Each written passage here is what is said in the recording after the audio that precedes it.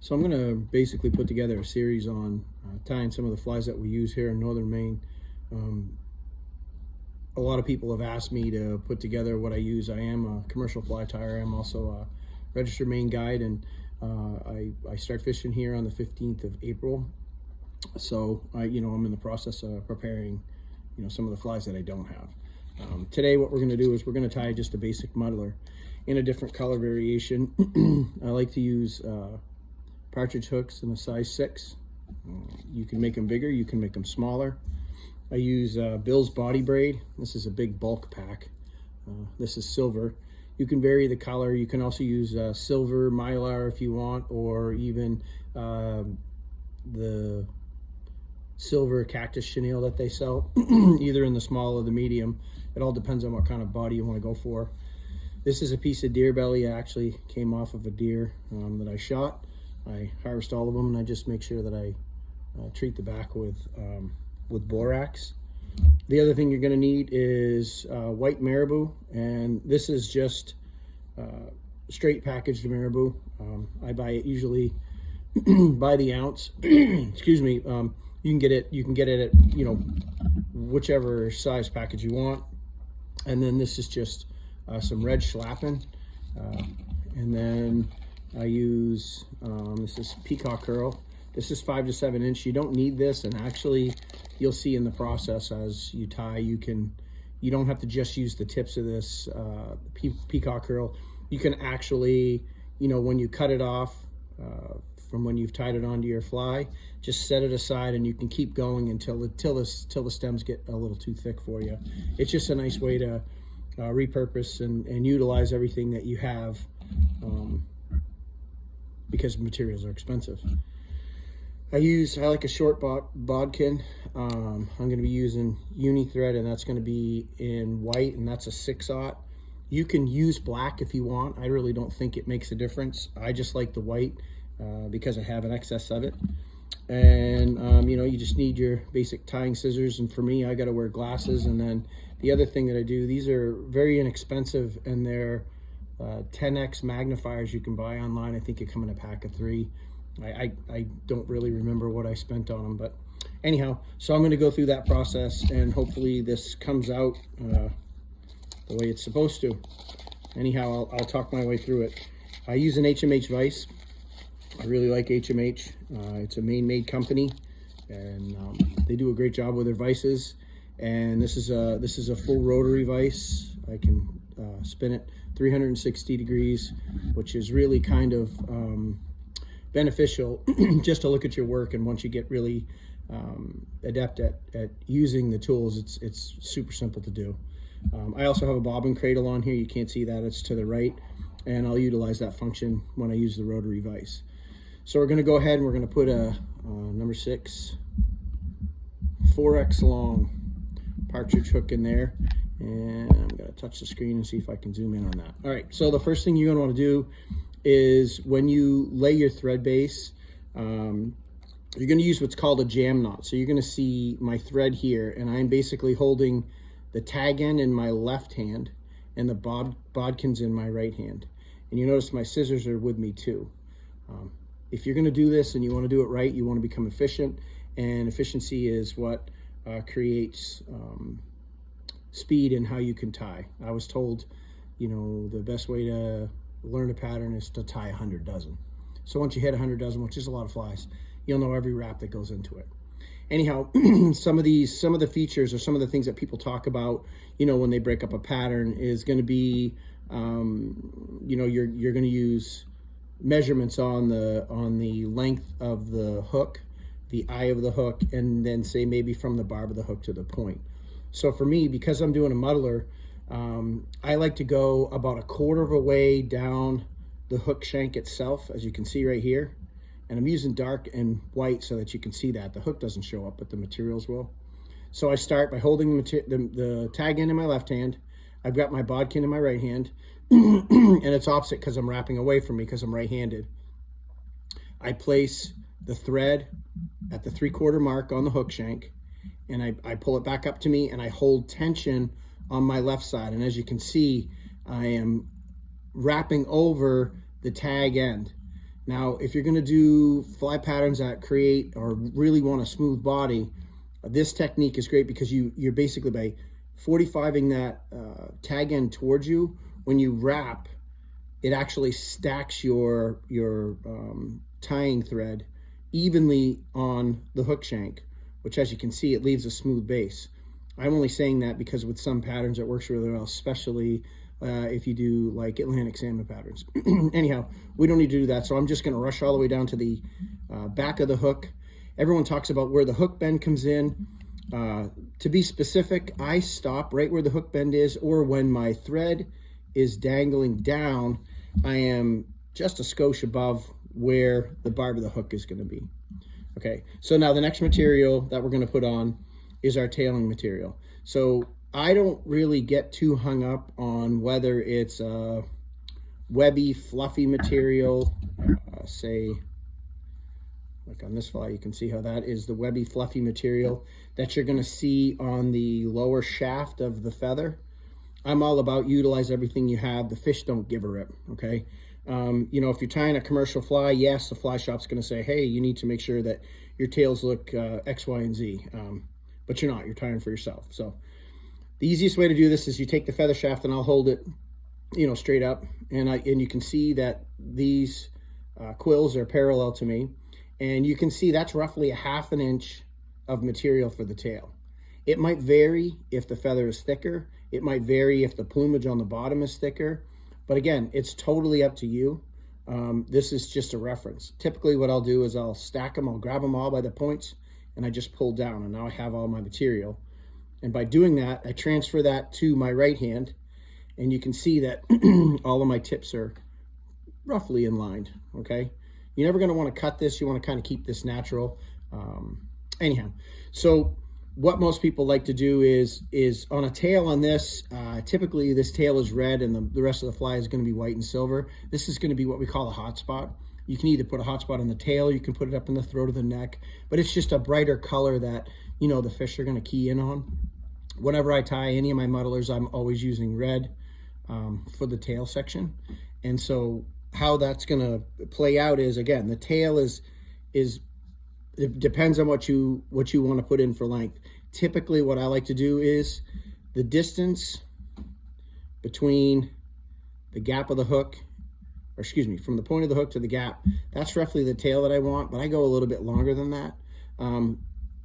If you're doing certain flies, streamers, you know, they're going to tell you they want the tail to be the length of the body, which would be between where your barb of your hook is to the back of your eye, right? We don't really want that length. So I'm going to look for roughly a quarter, or roughly the gap between the top of the shank and the bottom where the barb is on the hook. So to put this in, you're going to apply what's called a pin trap. I do this a little different than some people. Again, it's all about efficiency. So if you know that that's how long I want my tail, okay, this is from here to here is what I want for my tail length. So that information is in my right hand. If I transfer that into my left hand, I'm going to grab that material with my left hand, and where I want to tie in is there. Now, some people are going to clip the rest of this material off, and that's okay in some applications. For me, I'm going to tie the whole tail in all the way up to where I started my tie-in point and clip that off even, because that's going to give me a smoother body, less humps and bumps and lumps. So the next piece that we're going to do is what's called a pin trap. I'm going to roll my hand towards you. I pick my thread up and I jam it in between my thumb and my forefinger. So now I'm holding the thread. I have my hand, my two fingers are pinching the hook on either side of the shank, and I pin trap, I bring that around and I capture it. And I do 1, 2. 2 is enough. Now, if you look at that and you go, oh my gosh, that tail is way too long, I don't like it, don't continue tying the fly. Just grab your material, because you only have 3 wraps on it. Hold to the back side of it and pull it forward. Shorten it up. If it's a webby material, wet it and say, if that's good, that's good. I don't mind the tail being a little bit long with this type of material. If it's an issue, I just take my fingernails and I pick it off. This is how I tie mine. It's totally up to you how you want to do yours. Okay. So then now I have that information excuse me, I have the reference points for my tails, and you can see where my start point was. Get out of the way, little red feather, right here. Now, typically what I do is I grab the whole thing and I just wrap over it. The easiest way to do that, to keep that all in, is give it a good snug pull. So now you've basically set the string, come in behind the material, make a nice pull, and go all the way, bring your thread all the way up to your start point. All right, so now you're gonna bring your tail forward with your right hand, and you're gonna pinch it with your left hand, and you're gonna look and you say, oh my gosh, I've got 1/4 inch of stuff past that. I cut that off, okay? Now, I again take your bodkin, do counterclockwise spins, just spin it and let it spin. You can see it spinning. As I pick my thread up, my 6/0 thread, because it's kinked clockwise, it's going to fold back on itself. You'll see what I mean when you do it. And now I've captured that material in, and now I'm just going to crank over the top of it, get to the back of the fly as fast as I can. All right, there's prime example. See how that frayed? These hook points are super, super sharp. So if you clip your string on that hook point because you're rushing, this is what's going to happen. Just go forward and wrap it down. No sweat. Don't become excited about it. It's no big deal. Then end your thread right where you tied your tail in. Next thing you're going to do is you have a section of body braid. Again, because I want the body to be smooth, I always start from the back, go forward, and come back. So what I do is I say that's the point of my material there, all right, or see the length of this is going to end here. So I roughly gauge that, and I don't do a pinch wrap. I just lightly loop it over, and I keep it all on the hook shank towards me. See how I did that? Okay, hold on, stay in focus, you little bugger. Okay, so now I'm going to wrap all the way back to the back of the hook where I tied my tail material in. All right, this is a cheat, and I wouldn't call it a cheat. It's a durability thing. I just grabbed this from whatever local store I could get. It's super glue. Get whatever kind of super glue you want. It doesn't really matter. You know, buy the cheapest stuff you can get. It'll work. And all I ever do is coat. I put a coat along the top of the body material. Now, why do I do that? I do that because that material is probably next to the peacock, you know, a weak link in your fly. I come all the way to the top. Now, because I have a bobbin cradle, I do what's called a whiff finish or a half hitch.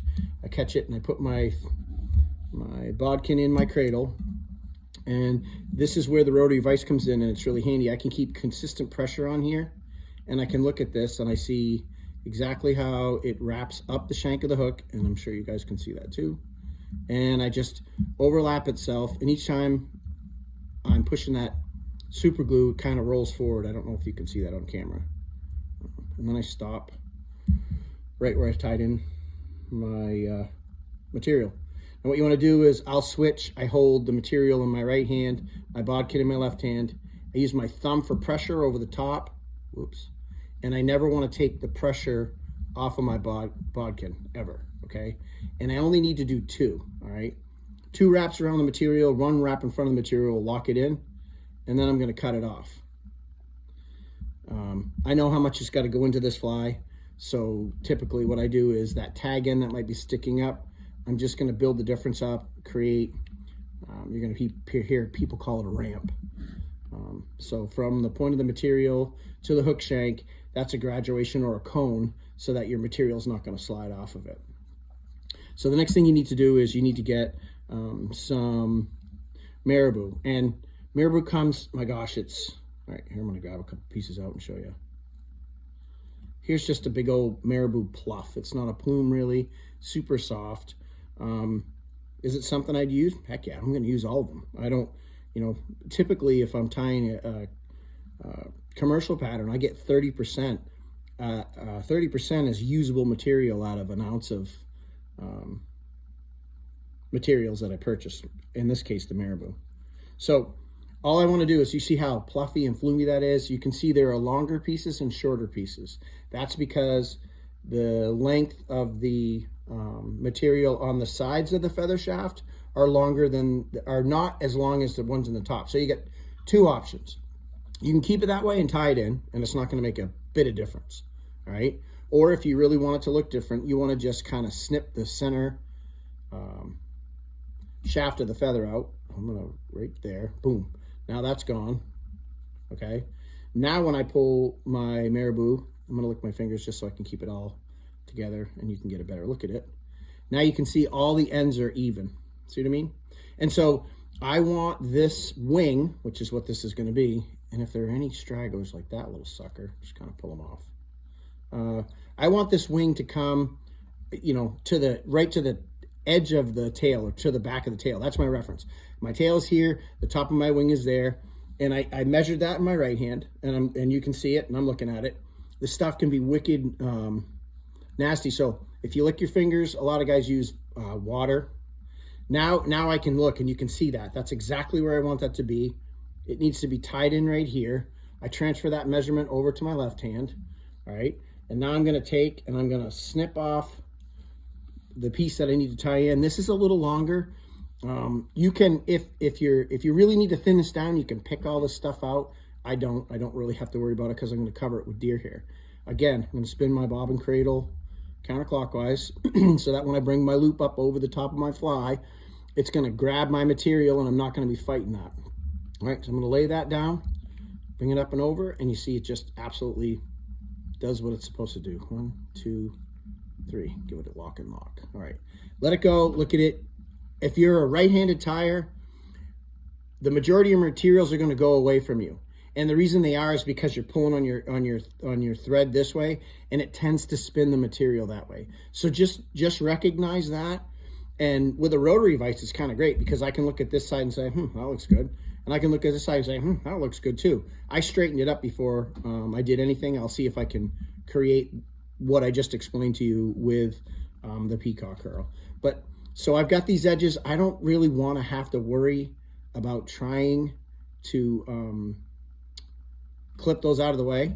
So I already know that I'm gonna basically put deer hair on the head of this fly.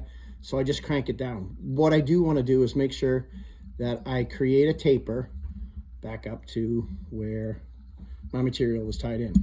So you look at it again, looks good. All right. So roughly a quarter is what you're gonna have for the head. It can be smaller, it can be bigger. Here's the thing, if it doesn't look exactly like, you know, said pattern in your fly shop, fish it, all right? Here's the deal. Just because it doesn't look perfect doesn't mean it's not gonna fish. It's gonna fish, all right? It's just, you know, you're gonna pull it out of your box and you're gonna be like, oh my gosh, I've got friends that tie that, yeah, I can't say any names, but there's a couple guys that I know that their flies look like, oh my gosh, is that even a fly? And they fish them and they hammer the fish with them because they just don't give a rip. But in this case, because we want it to look somewhat the way it's supposed to look, you take pride in your work. We're going to go ahead and see if we can do it the best that we can. Again, repetition, repetition, repetition, 100 dozen flies, you'll get it all down pat. So now I have taken 4 pieces of peacock herl, all right?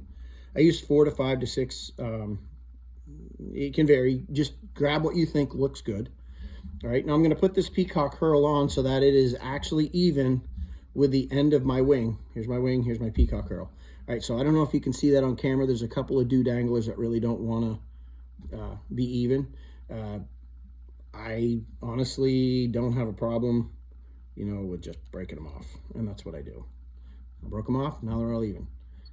Again, when a fish hits this, he's looking at it for a split second.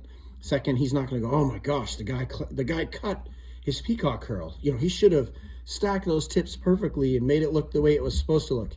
In the trout world, they don't give a rip, or the salmon world, or the bass world. They're looking for eats, and this is a good eat. They're going to smack it. Okay, so I line it up again. I have my measurement in my right hand. I transfer that measurement to my left hand.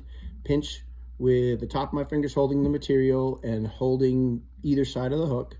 So I'm loosely holding it. Okay. Now, if it's not down on the hook like I just did, all right, I'm going to bring it all the way down on the hook before I transfer that measurement. So now I can trap it and pin it. Again, counterclockwise on your bodkin. You'll get to the point where you don't have to do this or you just automatically do it. Bring it around, capture, 1, 2, 3. All right. Now, I'm going to cut my peacock herl off right here. I'm going to stack this just the way that it is, right on my tying table. And that material is going right back into the next fly that I make. Again, materials are expensive. You know, take what you have, use what you have. Again, the fish aren't gonna sit there and say, oh my gosh, the guy cut, you know, this, that, or the other. All right, anyway. So now what you want to do is just clean that end up. And again, I'm creating a taper. And I come back and I finish back at the edge of the fly. Now, when you, in the first stack on this deer hair, we are not going to spin the deer hair. Can we spin it on a surface that won't allow us to, like on the shank of the hook up here? I probably can spin it, but it would be easier if you laid it down in clumps. The idea behind it is the head on a muddler minnow displaces the water. And it displaces the water, which allows the water to come out and around the head and swirl back, which kicks this wing and makes this wing flutter and jitter and look really, really fishy. So when you put the head together, it's important. Everyone talks, they say, you know, grab a pencil size, grab a half a pencil size. Those are the measurements they give you. I'll grab a pencil size-ish. So there's my hide, all right? So that, I know that if I grab that much off, that's probably gonna be too much. But what you have to remember is if you grab a pencil size this big and you cut that off, there's a ton of short hairs in here that you're gonna wind up pulling out, all right? So it's, again, it's repetition, repetition, repetition, and experience is your best teacher. But for people who are literal, I'm gonna go take a pencil size, just a skosh more maybe. So when you look at that, that's what that looks like, all right? And dang it, I don't have a pencil, I got a pen. But you can see the reference in size. When I cut that close to the hide. All right. Because I'm not doing, I don't ever really frig. I'm not going to frig with pulling a lot of the hair out. In other words, there's under hair in this. There's not a lot in the belly hair. This is pretty good, but you can look. And so I basically thin this part out or pull the shorter material out. I'll grab it in my right hand and then I look at it and you can see there's a little dew dangler there and there's a couple there, but for the majority, I mean, that's good. I mean, I'm accepting of that. And so now what I want to do is I'm going to transfer back over to my left hand and I take and I flick the hair and I pull on the ends of it while I'm holding the tips, and you can see all the little ragamuffins that, you know, need to come out. All right. And in doing that, it just ensures that you have the majority of the bulk of the long tips in there. So what's the measurement on this head? Again, I'm going to tame this fly down so I can look at everything, and I also don't want to cut any of my marabou. Thin it down. I want this head, the natural parts of the hair that are going to flare out around the fly, to be roughly halfway in the middle. You can see some of the hairs, that's basically where I want it right there. Okay, so I'm going to transfer this to my left hand and you're going to see how much I have sticking out the other side. Again, remember, I'm all about efficiency and, you know, utilizing all the materials you have. I transfer it, so measure it, transfer it over. See how much I have sticking out the other side? Everyone's going to go, holy cow, you need to, you know, cut that off. It's, you know, it's going to get in the way. It could be an issue. It could be. All right, I'm going to spin my bodkin counterclockwise. All right, make sure my thread is right at the back of my material that I just tied in my wing, which is right there. Okay, so now I'm not spinning this deer hair. If I can explain it to you, I am taking the deer hair and I'm going to make 2 loose wraps, and not like super loose, but enough to hold the material in the area I want it. And then I'm going to slowly take my fingers and I'm going to weasel them left and right so that I push that material so that it encompasses the hook shaft 360 degrees. And that looks like this.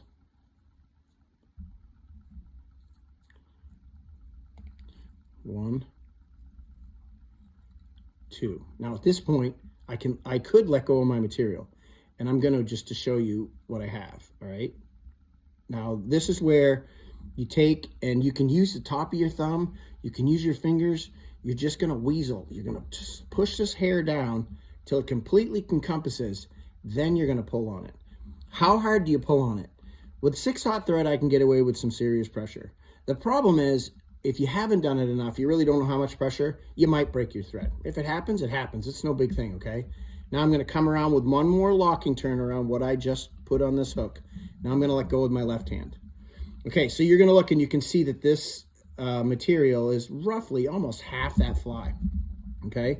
And I look and I've got some on the bottom of my hook, but the majority of it has encompassed the top half-ish, all right? So normally I do this faster than I'm doing it, so slowing it down is kind of different for me. But anyway, so now what I'm gonna do is I'm gonna weasel my thread through, and I'm just gonna keep locking these fibers down as I go forward.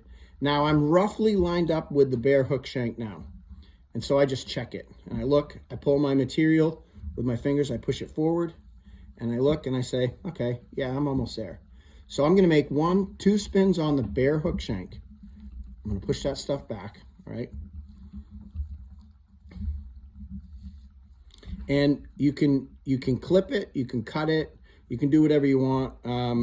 All the stuff that I want to stay on that hook, whoops, is gonna stay there. So then I'll pull this all back, push on it as hard as I can. You can use, I don't have it, you can take like a Bic pen apart and pull the ink cartridge out and use that to shove it on there. It really isn't gonna matter. And then from here, I clip another pencil size-ish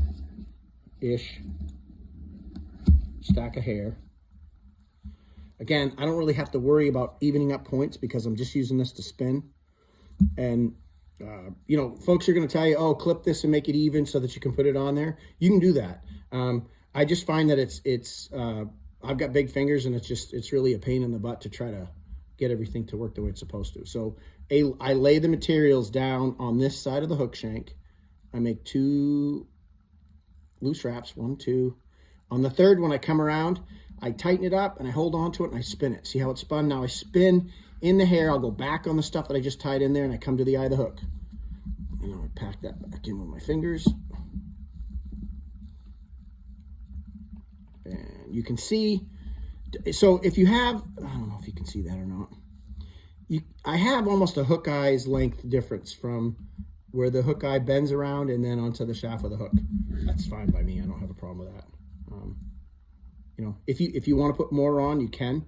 The issue is going to be that when you go to whip finish this, you're going to wind up getting hair in it. Now, is that a problem? It can be.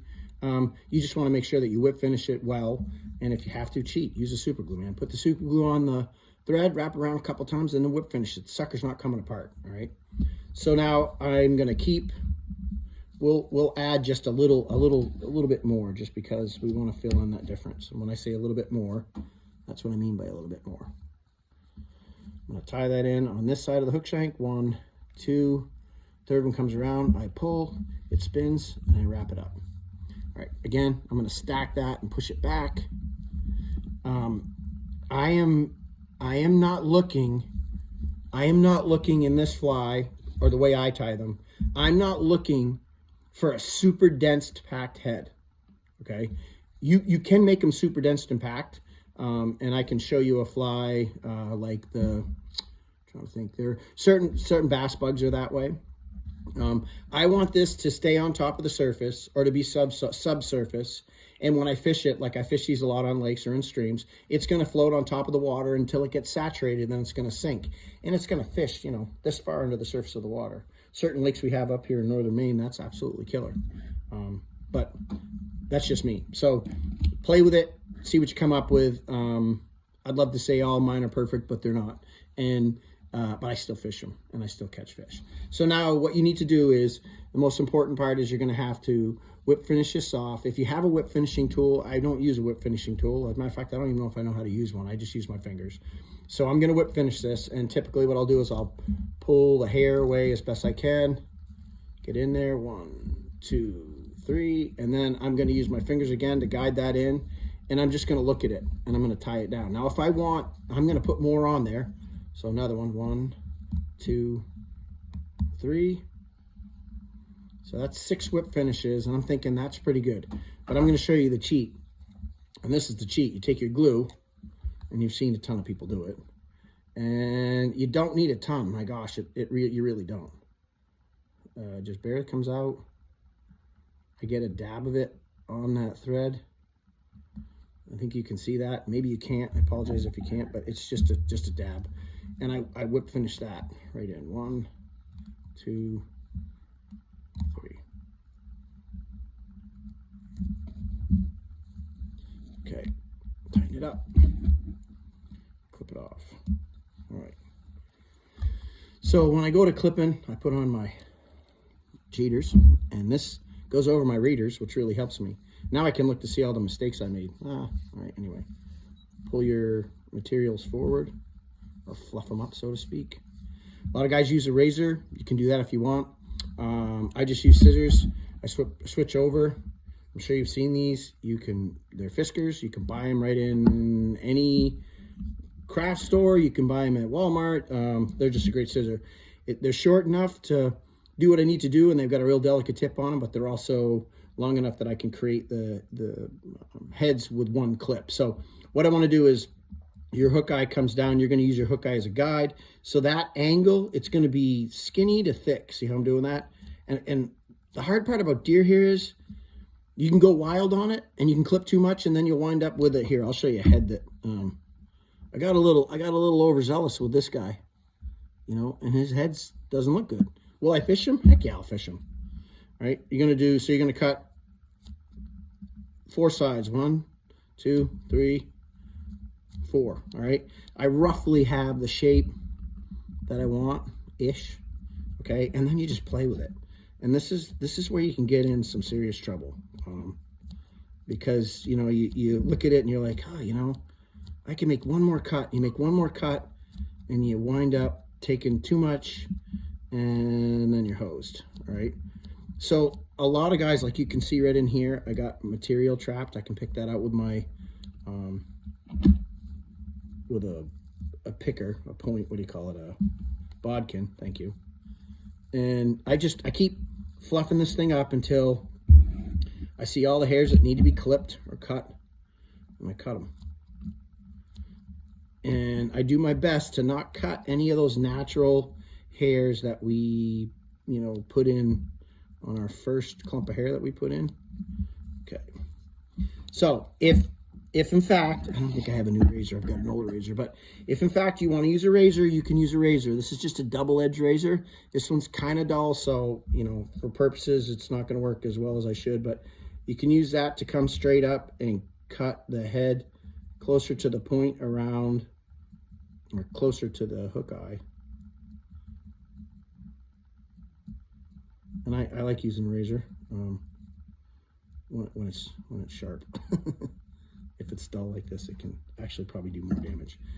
Anyway, so if that's finished to me, I'm like, it looks okay. I know there's some spots here that need to be corrected.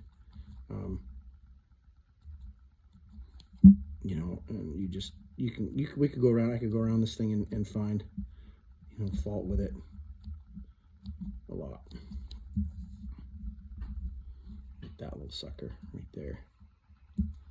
Boom. All right. Clean up around the eye of the hook.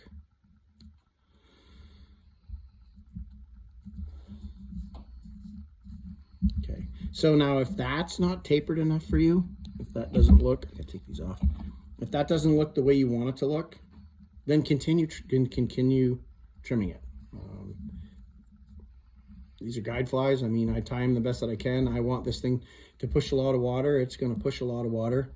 And, typically I'll bring the head down to roughly this size right here, which is close to what that is right there.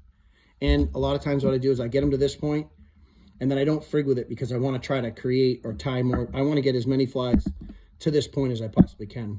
I can take a sharp razor blade and start right here, and I can, make this thing look absolutely gorgeous.